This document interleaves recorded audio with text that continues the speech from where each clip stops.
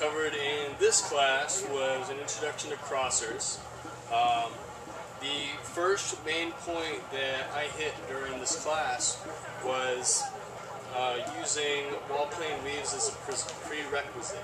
I feel like a lot of people don't include that in the prerequisites, but it will help you immensely and beyond any measurable means to be able to do wall plane weaves. So the first thing I taught was when you're weaving in wall plane, the 3-beat weave, to start, wheel plane, we're weaving in wheel plane, and to make the transition between wheel plane and wall plane, we take one step back, and we put the foot backwards. That will end up squaring us off to the front.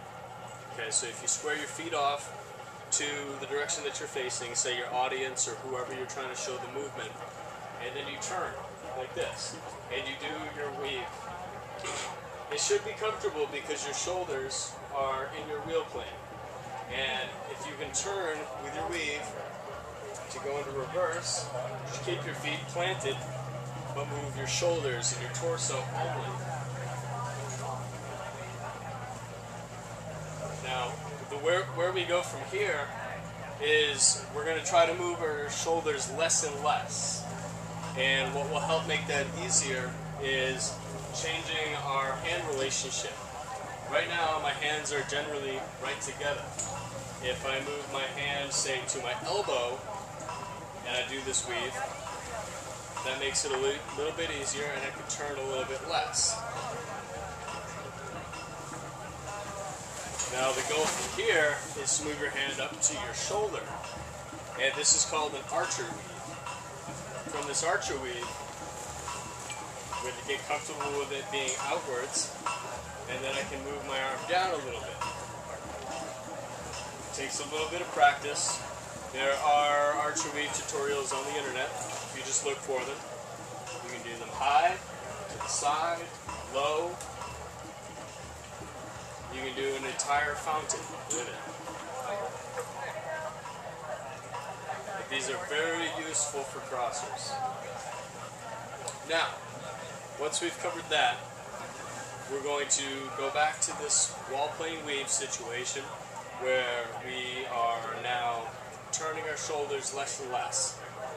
When we get here, we're going to kind of go back to the idea of turning towards it, and we're going to freeze with our arms crossed like this. Looks like that. And this is a familiar position because we do this 2 times every time we do an iteration of the weave. Because we're going like this, right? And you'll find this point where your arms are crossed, and you can pause at either one. You'll switch whichever hand is on top. And this is key for learning all the variations of the weave. So we do this in wall plane, we practice it, we get used to freeze framing right here. And then using these switches with our arms, we can resume the weave at any point. We can freeze and go back into our weave. Freeze, back into the weave. And we're going to utilize that a lot here. So where we freeze frame here, we'll switch. When you are actually making the transition from side to side, we're going to try to stay in crosser. We're not going to uncross our arms at all. So if we start here, the poi that's in front is going to be the one that I follow. That poi that is in front is going to end up behind me when I get to the other side. The one that started out behind me will now be in front. Okay? So whichever one is in front at any given time is the one that you're following. Right now, it's my green poi, and I'm going to follow them down until I get here. Now my blue one's in front, so I'm going to follow that up. Follow down, follow up. And you can pause for any given amount of time once you get to a side. You just pause there until you're ready to follow.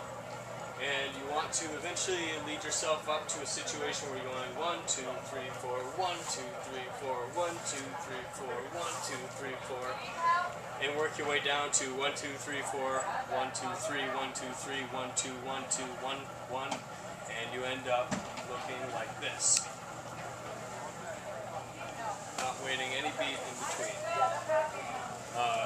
After this, I showed a few variations that you can do. You can go into extension from here to switch.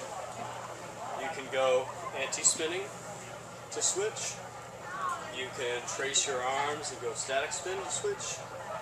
You can also go isolation to switch back. There's a lot of different things you can do with it. Crossers are a very useful tool in your 3D and your regular spinning, and it works very, very well with weaves and can become a part of your regular flow.